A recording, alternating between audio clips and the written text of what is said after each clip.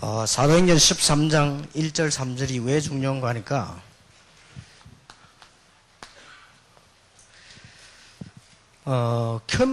캠프를 향한 캠프와 현장 합숙이다. 이 단어를 목사님들은 꼭 명심하셔야 됩니다. 이걸 가지고 사실은 오늘부터라든지 목사님들이 빈 시간을 이용해서 목회 스케줄을 짤 필요가 있습니다. 여기에서 이제 본부라든지 다른 노회라든지 이런 데서 훈련을 많이 해왔기 때문에 거의 연결이 되어집니다. 그렇다면 캠프를 조금 먼저 더 이해해야 되겠죠. 이제 이것 말고 일반적으로 캠프라고 하는 것은 제자에 따라서 다릅니다. 그래서 쉽게 말을 할 수가 없죠.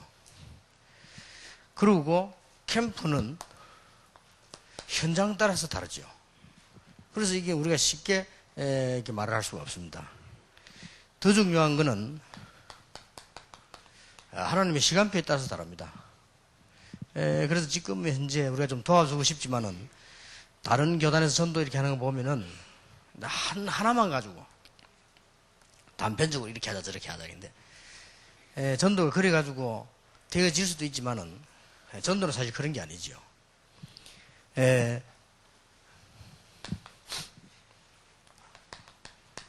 집회가 일어날 때 우리 다락방의 가장 큰 열쇠가 집회를 이용해서 캠프를 하고 집회 끝나고 난 뒤에 캠프 계속되고 이게 우리 다락방입니다. 요게 지금 사도행전 13장부터 27장까지 바울 팀이 움직인 거예요. 그럼 우리 이걸 잘 이렇게 활용을 해야 되겠죠. 그러고 난 뒤에 이제 제자가 나오면 그 제자를 가지고 캠프를 계속하는 겁니다. 이는 캠프 지속이죠.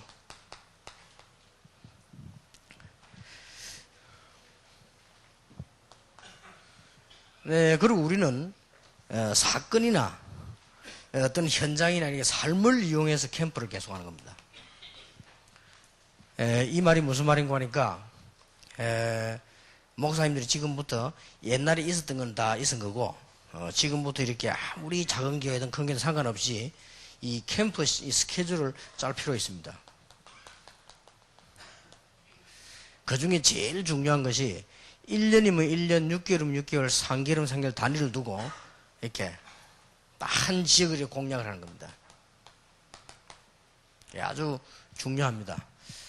이게 바로 사도행전 13장 팀이 움직인 겁니다. 과거에 저는 한 가지만 했거든요. 뭘 한 가지 했나니까 연휴가 되졌다 이러면 전도 캠프를 나갔습니다. 또 이제 예를 들어서 어떤 뭐 행사가 있다 그럼 그 행사 가면서 캠프를 이용하죠.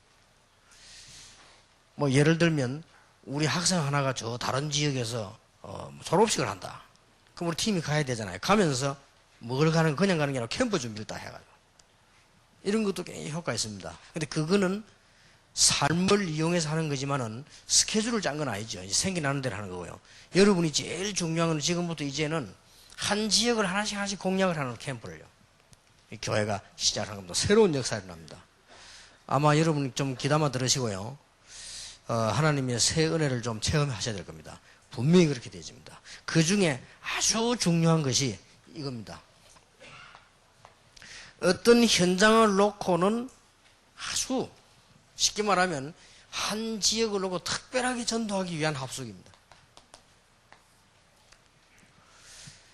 그 이제 우리가 본부에서 훈련을 하려 하다 보니까 현장 합숙이라는 말을 썼지만은 이걸 개교회적으로 볼 때 어떤 지역을 놓고 전도하기 위한 팀이 같이 움직이는 거예요. 이런 것도 필요합니다. 근데 이 부분이 굉장히 중요하죠. 마태복음 10장이라든지 누가복음 10장 예수님이 제자들을 부르셨을 때 또 제자를 마지막 내보내실 때 전부 이렇게 한 것입니다. 그래서 이 부분이 한 6개월 정도의 스케줄을 딱 짜가지고요. 왜 6개월을 두는가 하면 1년쯤 잡아도 되지만은 6개월 정도가 제일 이렇게 쉽게 이해하고 또 다음에 전략을 바꾸기도 하고 이렇게 해야 됩니다. 예를 든다면 여러분 교회 주위를 분석해서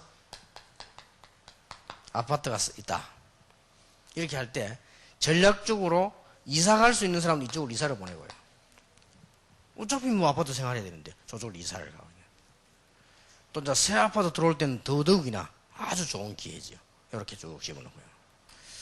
그 다음에 이제 학교가 몇 개 있다 이렇게 분석 나왔을 때는 학교로 바로 들어가지 말고 미리 이제 작업을 하는 겁니다. 학교 안에 뭐 예를 들어서 이 교사라든지 학생 요 분석해서 이제 훈련을 시키고요.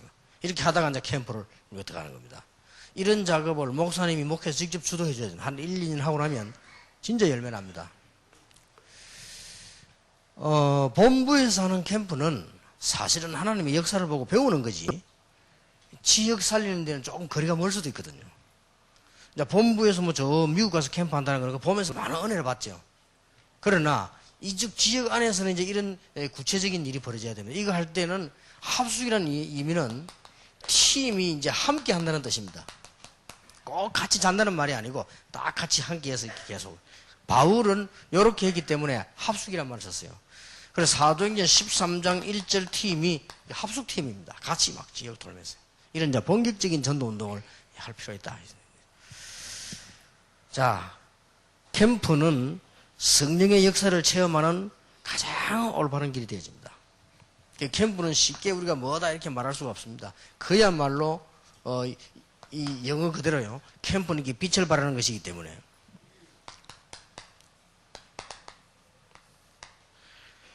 이걸 놓고 바울이 사도행전 13장 1절 3절에 보면 금식하면서 기도했다.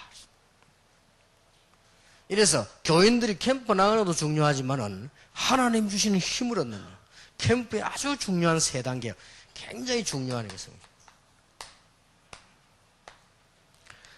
서울 바닥에서 또 경기권에서 여러 종교단체가 많고 복음 전하는 단체를 핍박하는 교회들도 많은데 우리가 하나님 주시는 힘 이 없이는 못하거든요.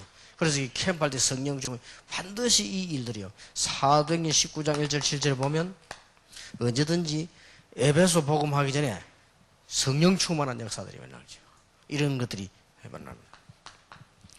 이러면서 사도행전 1장 12절 14절에는 이미 이제 팀 구성이 되어서 모임을 시작한 겁니다. 캠프 이제 모임을 시작했죠.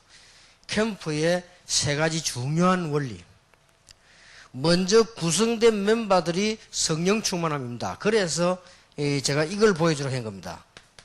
테이프를 틀어주라는 말. 그 이유는 이쪽을 겨냥을 한 겁니다. 교사와 학생이 모이면은 먼저 이거 어떤 전략을 써야 되는 거니까 함께 막 기도하면서 성령 충만한 힘을 얻으면 그때부터는 분명히 달라집니다. 그러면 이제는 이 장소가 딱 정해지는 거죠. 이게 한 예로 이렇게 볼 수 있습니다. 그런데 이제 놀라운 일이 벌어졌지요. 사도행전 2장 1절 47절. 진짜 이제 역사가 일어난 거예요. 이게 캠프의 시작이고 캠프입니다.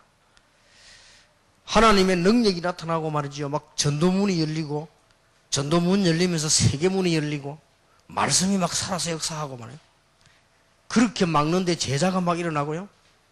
또 막 너무너무 많은 그 현장이 막 변화되기 시작했단 말이에요. 이게 다 캠프예요. 여기서 이제 다락방도 나오고, 뭐, 지교회도 나오고 이렇게 쭉 나눠지는 거죠. 목사님들이 절대 낙심하거나 다른 거 하지 마시고 이 언약 딱 붙잡아야 됩니다. 목사님이 영적인 힘을 얻으면 이상하게 장소도 나오고 제자도 나오고 다 나옵니다. 이걸 전국적으로 빨리 해라. 우리 다락방에 이제 여러분 지역을 살릴 수 있는 절호의 기회가 왔기 때문에. 제 같은 경우는 좀 슬슬하면서 이거 본격적으로 합니다. 우리 교회가 하는 건 아무것도 욕 하나만 합니다. 이 전도 합숙한 사람 뽑아서 숙제 주고 갔다 와서 학위 만들고 몇 년 지나고 한번 보세요. 어떻게 되는지. 근데 일반 성도님들이나 교육자는 잘 몰라도 제가 이걸 지금 마음에 딱 두고 있거든요. 그러면 이제 몇 년 지나면 편합니다. 그때 가서 막 사람들을 분석하려고 하지만은 이미 이런 작업들이 다 들어간 겁니다. 그러면서 그동안 훈련받은 내용들 있잖아요. 뭐 우리 뭐 메시지라든지 이런 게 다 이제 먹히고 살아나죠. 틀림없이 그렇습니다. 그래서 한마디로 목사님들이 캠프 스케줄을 짜시라. 하나님이 함께 하실 것입니다. 지역 살리는 캠프 스케줄 짜시고 교인들이나 교육자들 지시해주면 그대로 따라 역사를 납니다. 좀 놀라운 일이 벌어질 겁니다. 목사님들이 직접 안 가셔도 됩니다. 캠프 스케줄 짜서 교인이나 교육자들 지시하면 움직여 오게 되는데 제일 중요한 게 그냥 지시하면 안 됩니다. 이게 되지면 합숙이라면 함께란 말이 굉장히 중요해요. 이 사람들이 먼저 은혜를 받도록 만든 것이다. 이걸 꼭 놓치면 안 돼요. 제가 저 명절 때 전도 갔을 때도 첫날 전도하라고 집회부터 했다니까요. 첫날에. 집회부터 했는데 그 다음날부터 역사가 나는 거예요. 이 성령의 역사라는 거는 못 말리는 역사입니다. 참 시간이 많이 갔습니다만은 명절이 갑자기 왔길래 한 지역을 전도하러 가자고 했는데 한 지역에 전도하려고 하니까 예사로 생각했는가 봐요. 우리 교역자 보고 어느 지역으로 간다. 그 교회 연락해서 전도사님들 얘기해라. 이랬는데 예사로 생각했던가 봐요. 막상 우리가 간다고 하니까 이 전도사님도 갚부리가 없네. 난 또 그런 경우를 처음 봤어. 우리가 가면 인사할 때 사람이 없어요. 그래서 그 전도사님 어디 가냐니까 모른대 아무도. 그러면 나중에 알았어요. 그 전도사님이 그 지역에 교회 짓다가 동네 사람에게 3번 끌려가서 맞았다네요. 그래 우리 캠프 온다니까 이제 전도사 죽인다고 난리 난 거예요. 이 사람이요 너무 겁을 먹고 도망을 가버린 거예요. 아 세상에 그런 경우도 있더라고요. 그래가지고 갔는데 어디로 갔냐면 이제 우리 어디 그 백운교가 했는지 몰라도 어디 교회 하나 빌렸어요. 거기 가서 우리 기도한 겁니다. 그날 저녁에 집회를 하고 그 다음날 나갔는데 놀라운 일이 벌어졌습니다. 더 웃기는 거는 예수 영접하고 명단 넘겨줬는데 그 전도사님을 두들겨 팬 사람도 영접했어요.